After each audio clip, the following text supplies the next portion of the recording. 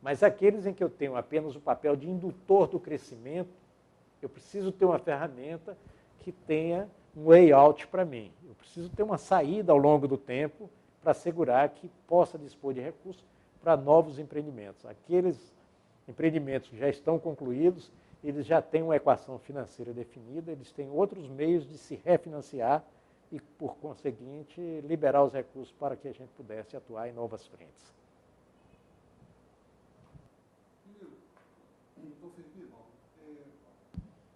Doutor Firmino, aqui houve perda de funções, né, da Eletrobras nas áreas de planejamento da operação e da expansão, né, acarretando mudanças na estrutura operacional. Né? Pois é, as mudanças na estrutura organizacional. O senhor poderia comentar essas mudanças? Olha, eu disse há pouco que a constituição do ONS foi um ato de... a gente tinha realmente abdicado de uma parte importantíssima da Eletrobras. A operação dava vida à Eletrobras. A operação trazia pessoas, movimentava a casa. Não posso deixar de computar a operação como uma perda irreparável, né? A Eletrobras diminuiu muito de tamanho, principalmente o seu tamanho institucional. A operação era por demais importante. A operação que tinha a tradição de Dr. Marcondes Brito, de todas aquelas pessoas que fizeram a operação como um bloco, às vezes a gente dizia que era um bloco monolítico, né? Que era tal a liderança do Dr. Brito nas atuações durante todo o tempo da operação. Aquilo era um bloco muito sólido, muito importante. Saiu essa peça importante, nós perdemos uma parte importante da organização, mas estávamos prontos para recomeçar, dentro de uma visão de recomeçar como empresa. E aí a visão era, precisamos conhecer o que sobra da empresa pós-privatização e tentar fazer dela uma boa empresa, que não será a empresa do tamanho que a gente tem hoje, mas a gente precisa saber, depois da venda, o que seremos. O governo já tinha definido claramente que a transmissão não podia ser vendida e que a gente deveria ficar com a transmissão e vender toda a geração. Então, já começava a fazer ali o desenho de uma Eletrobras que seria uma empresa de transmissão, uma empresa dona da área nuclear e uma empresa dona de Itaipu. Em alguns momentos eu cogitava, inclusive, de pegar a eletronuclear, incorporar dentro da estrutura central da Eletrobras, ter uma diretoria de geração nuclear, ter uma diretoria para assuntos de transmissão e ter ela como uma empresa única. E os outros ativos seriam vinculados diretamente ao Ministério da Fazenda para que fosse feita a privatização. A gente vai ver que esse desenho era um desenho inviável, até porque eu não tinha elementos para conseguir fazer a cisão dessas outras empresas e criar a GIT. Não sei em que ponto a gente vai voltar a abordar esse tema, mas é uma coisa muito importante. Faltava força política para levar a cabo essa missão. Então, o que é que nós fizemos? Nós pegamos o que sobrou da operação, procuramos fazer um processo de gestão que teria uma diretoria, que seria uma diretoria de engenharia, voltada para os desafios que estavam a cargo das nossas empresas controladas, trabalho de coordenação. Tínhamos o GCPS, que tinha saído também do âmbito da Eletrobras, saído da sua coordenação. Isso praticamente coincidindo com a Lei 9648, o Ministério criou uma comissão de coordenação, um departamento de coordenação do planejamento. As empresas privadas já entendiam que não cabia a Eletrobras, na condição de concorrente, ser a responsável pelo planejamento, entendiam que o planejamento deveria ir para o Ministério, e aí nós começamos a atuar para o planejamento. Os planos decenais que foram executados a partir daí eram executados com a equipe da Eletrobras, mas a serviço do Ministério de Minas e Energia e ressarcidos pelo Ministério de Minas e Energia. Então as pessoas começaram a trabalhar com essa visão, portanto houve um esvaziamento muito grande da Eletrobras, e nós perdemos 2 diretores da maior importância no dia a dia. o Mário Santos, que tinha ido para o ONS, o Benedito Carraro, que tinha uma capacidade muito grande de empreender, de tocar negócios, de tocar os empreendimentos da companhia, tá? De ser um elemento, um link muito importante entre as empresas controladas e a Eletrobras, no sentido de tocar as obras a cargo dessas companhias. O Carraro entendeu que tinha perdido muito do poder que tinha anteriormente e preferiu ir para o Ministério na condição de secretário de Energia. E o que eu fiz naquele momento foi agrupar algumas atividades. Então, procurei fazer uma diretoria de assuntos diversos e peguei o Procel, que era uma atividade que estava inteiramente como um apêndice da diretoria de operação do Mário, procurei formar como uma diretoria de assuntos que cuidaria desse tema, uma diretoria de projetos especiais, né, que acabou sendo tocada pelo Alexandre Rezende, na sua fase inicial. Alexandre Rezende, bom que se diga, filho do ex-presidente da casa, do Dr. Eliseu Rezende, foi indicado como diretor da Eletrobras e ocupou esse cargo. E nós ficamos com uma outra diretoria, que era a diretoria de engenharia, que fazia essa articulação com o CEPEL, com os órgãos do Ministério e das outras empresas controladas. Esse é o desenho. É uma diretoria administrativa que nunca foi muito forte, mas que tinha também suas atribuições de articulação com as suas empresas controladas. E a diretoria financeira como principal núcleo duro da organização, como principal unidade de negócios da casa, quer para a participação em novos empreendimentos, quer para o financiamento das atividades das suas controladas. Então foi realmente uma grande perda. A empresa perdeu muita importância, porque o lado institucional é um lado que dava muita visibilidade. Eu digo visibilidade, principalmente o aspecto institucional. As pessoas conheciam mais a Eletrobras, não por ser dona dos ativos, não por ser controladora de Furnas, Chesf, Eletronorte e Eletrosul, mas muito mais pelo seu trabalho de financiadora de projetos, de gestora da conta de RGR, de gestora da CCC e outras coisas dessa natureza, gestora do Procel, várias atividades governamentais, a responsabilidade coordenar o GCPS, de produzir os planos decenais, de definir a operação, de coordenar o GCOI, foram coisas que foram perdidas, todas elas como decorrência do projeto do RESEB, de reestruturação do setor elétrico brasileiro, contido naquele documento que foi uma das heranças. Eu recebi, como disse, duas heranças importantes. Uma foi a Light e a outra o RESEB. O RESEB era apenas o pagador das despesas, já que a coordenação era inteiramente do Ministério, através do Peter Greiner e do Lindolfo Paixão. Nós emprestávamos equipe, técnicos, colaboradores, participávamos da discussão, mas não tínhamos o controle daquele processo.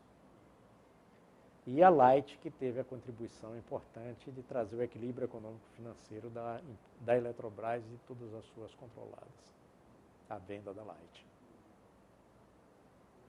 O senhor mencionou o Alexandre Rezende, né, como para essa nova diretoria que foi criada, né?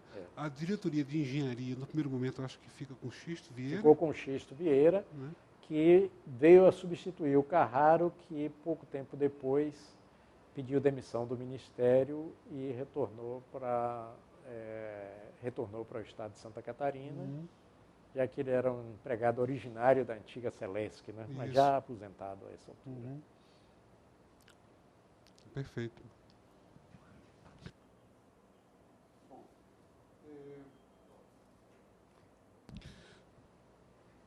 O senhor poderia falar sobre o programa de eletrificação rural Luz no Campo, criado em dezembro de 99, e a participação da Eletrobras em sua concepção e implementação? Esse programa ele se tornou operacional em dezembro de 99. Entretanto, em janeiro de 1999, quando assumiu o Ministério Dr. Rodolfo Tourinho, e, como disse, eu era um amigo dos dois, amigo do Raimundo Brito e amigo do Tourinho. E quando o Rodolfo Tourinho foi designado ministro pelo presidente da República, acompanhando a indicação do senador Antônio Carlos Magalhães. Rodolfo me chamou para consultar sobre alguma coisa que não estava sendo feita, que a visão dele era de continuidade de tudo que estava fazendo, que o Raimundo Brito vinha conduzindo, e ele gostaria de enxergar alguma coisa nova que pudesse ser feita no âmbito da coisa que gostaria de inserir no seu discurso de posse como ministro. Eu disse, ministro Rodolfo Torinho, eu acho que existe uma lacuna em todo o nosso trabalho. Nós temos feito muita coisa, mas a própria privatização das empresas tem deixado de lado uma questão que é muito relevante para os interesses do país. É a questão da eletrificação rural. A Eletrobras capitaneou no passado grandes programas de eletrificação rural. O Ministério da Agricultura também chegou a capitanear um grande programa que era conhecido como BIDGER, que era um programa voltado para cooperativas de eletrificação rural. E, nesse momento, nós estamos temos mais de 15 anos que alguém conduziu algum programa de eletrificação rural. A Eletrobras se despediu disso porque precisava fazer o seu saneamento financeiro.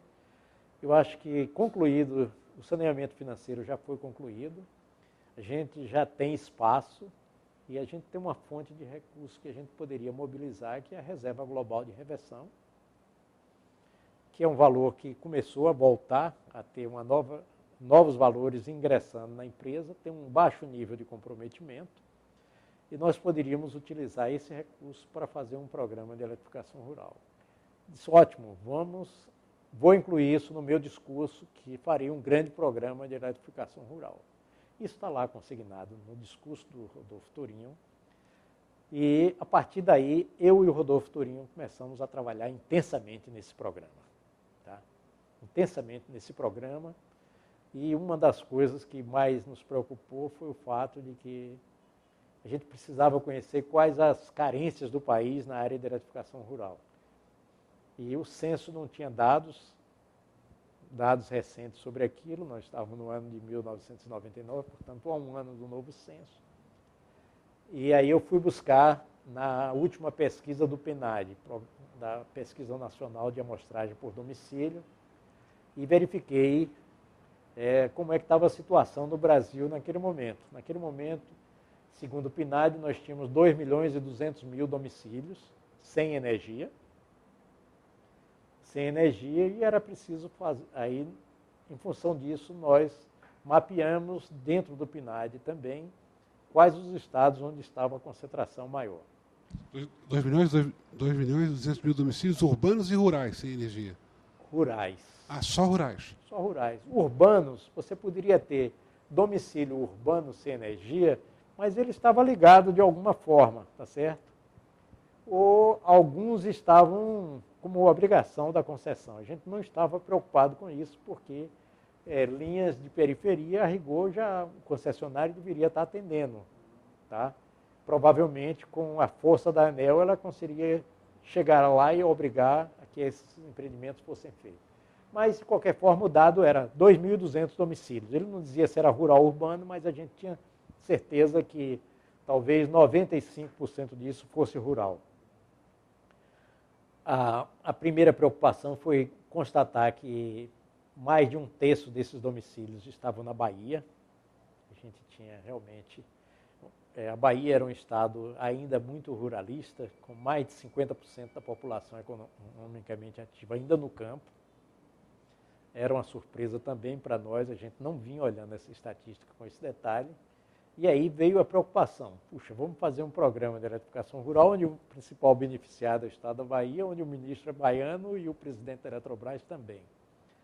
Então, fizemos um trabalho, isso demorou muito ao longo do ano de 1999, para que a gente tivesse um critério de partição desses recursos que a gente pretendia fazer do programa.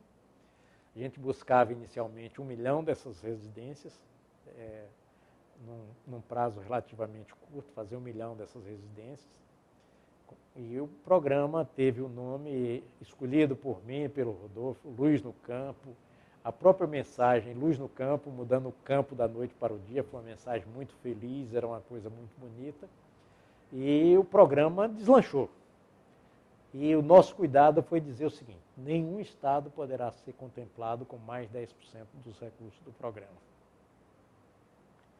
Isso limitava Minas e Bahia, que eram os dois estados que tinham grande carência de eletrificação rural ainda, mas também a gente não queria deixar de premiar todos os estados da federação. Se esses dois estados fossem atender à proporcionalidade que eles tinham de população, talvez levasse a maioria dos recursos e não seria uma coisa justa. Nós fizemos um rateio em cima disso, em cima do IDH, buscamos com a equipe técnica fazer um critério que não premiasse nenhum dos estados sob o ponto de vista político. E aí, o próprio Rio Grande do Sul, que tinha a ministra Dilma como secretária de Energia, nós contemplamos praticamente o Rio Grande do Sul, que ainda tinha algumas áreas, alguns vazios de atendimento de energia no campo. Nós contemplamos praticamente os 3 estados com um valor idêntico. O Rio Grande do Sul ligeiramente abaixo, porque o indicador IDH era bem melhor do que os outros estados e por isso ele dava um redutor, um pequeno redutor, mas posso te dizer que era mais ou menos o seguinte: a primeira operação era algo em torno de 160 milhões para a Bahia, 160 milhões para Minas, 150 milhões para o Rio Grande do Sul. E no Rio Grande do Sul nós definimos, em que pese os desentendimentos políticos do governador Olívio Dutra com o governo do presidente Fernando Henrique Cardoso, nós procuramos a secretária Dilma naquela ocasião, celebramos o contrato com a CE e definimos que caberia a CE, onde a Eletrobras estava com uma participação já de 30% no capital da CE, já tinha inclusive um diretor designado da Eletrobras na CE, por conta do acordo de participação que existia.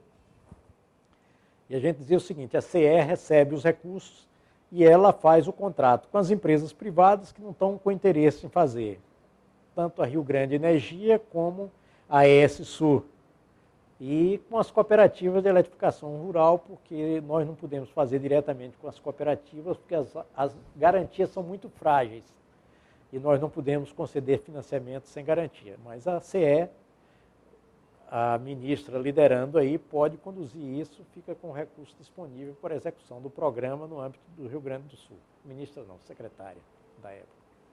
E fizemos isso, fizemos com o estado de Minas também, o governador era Itamar Franco, tinha algumas dificuldades de relacionamento já com o presidente Fernando Henrique, mas também nós fomos a Minas e fizemos o contrato de valor integral. E outros estados, Pernambuco, todos eles, nós fizemos uma missão itinerante por todo o Brasil. Ao invés de chamar as pessoas para via Eletrobras assinar o contrato, nós íamos a cada estado levando o contrato na mão e atendendo todas as necessidades de acordo com os dados que mostravam naquela pesquisa de quantos domicílios precisavam ser atendidos em cada um dos estados. O programa foi um programa vitorioso, um programa pioneiro. Nós chegamos a ter 700 mil ligações. Ao final do mandato de Fernando Henrique, chegamos a 700 mil ligações de clientes. Claro que essa história de universalização de energia é uma coisa que o crescimento do próprio campo vai levando a um desdobramento. Você pensa que está chegando lá, de repente o crescimento vegetativo pela redivisão da propriedade, pela nova ocupação, pelas novas fronteiras agrícolas. Você está sempre produzindo novos domicílios no campo, e, portanto, em áreas que você nem sempre tem energia disponível para fazer o atendimento. Cada vez mais você vai capilarizando o sistema para atender todas essas demandas. Então, o programa Luz para Todos nasceu exatamente disso aí.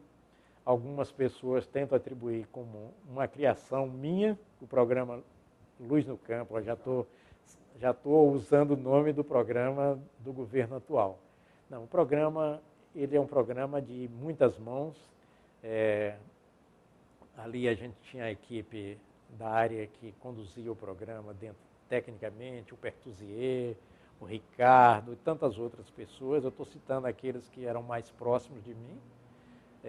O Fábio Andrade também, essa é uma pessoa que eu trouxe da Coelba para ajudar na condução do programa, que a Coelba tinha muito boa experiência na área de eletrificação rural, e tocamos isso com muita vontade, com muita determinação, tá certo? O Ministério assumia integralmente como principal líder do processo e a gente fazia toda a parte de contratação, de acompanhamento, de diligências, de acompanhamento desse programa, de forçar a acompanhar no dia a dia. Foi um programa bem sucedido. E ele foi tão bem sucedido que ele foi readaptado, melhorado no atual governo, rebatizado como um programa Luz para Todos. Alguns brincavam que deixou de ser Luz no Campo porque precisava incluir a sigla do partido dominante, né? PLPT, tinha o PT no final, né? Espero que isso seja apenas maldade dos adversários. Eu acredito muito mais que a então ministra Dilma tinha a consciência de que a gente tinha criado um programa da maior importância e, em momento algum, busquei a paternidade do programa Luz para Todos. Mas entendo que o programa Luz no Campo foi de fundamental importância.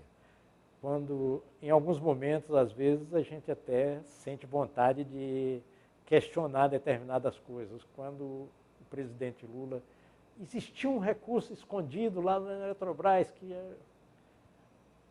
a nossa ministra descobriu. Na realidade, esse recurso nunca esteve escondido. Ele sempre foi usado para financiar o setor elétrico brasileiro. É um recurso criado há muitos anos, com o objetivo de encampar ou adquirir concessões ao seu término, não é?